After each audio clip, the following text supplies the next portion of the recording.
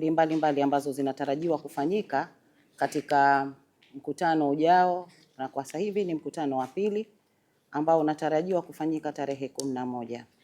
Kwa hivyo kutokana na hiyo, naomba nitoe taarifa ya shughuli za mkutano wa pili wa Baraza la 11 la Wawakilishi utakaoanza Jumatano ya tarehe 11 Februari 2026.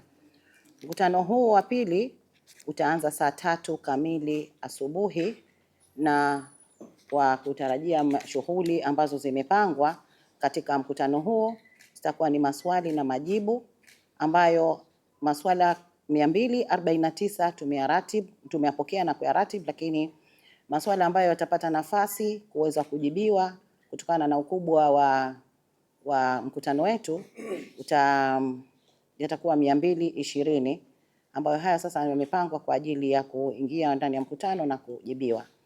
Shughuli nyingine itakuwa ni uchaguzi wa wenyeviti wa Baraza la Wawakilishi la Zanzibar.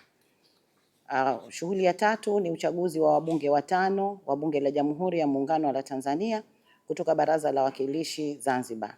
Shughuli ya 4 ni mjadala kuhusu hotuba ya uzinduzi wa Baraza la Wawakilishi la 11 aliyotoa Mheshimiwa Rais wa Zanzibar na Mwenyekiti wa Baraza la Mapinduzi tarehe 10 mwezi wa 11 2025. Shughuli ya 5 itakuwa ni kujadili na kupitisha mwelekeo wa mpango wa taifa wa 2026-2027. Nyingine itakuwa ni uchaguzi wa viongozi wa chama cha wabunge wa nchi za Jumuiya ya Madola kanda ya Zanzibar, ambayo inaitwa CPA, Commonwealth Parliamentary Association. Shughuli ya 7 uchaguzi wa chama cha wabunge wanawake wa nchi za Jumuiya ya Madola kanda ya Zanzibar, na inajulikana kwa ufupi ni CWP. Shughuli ya 8 uchaguzi wa viongozi wa Umoja wa Wanawake wa Baraza la Wawakilishi Zanzibar, ambayo ni UWAWAZA maarufu.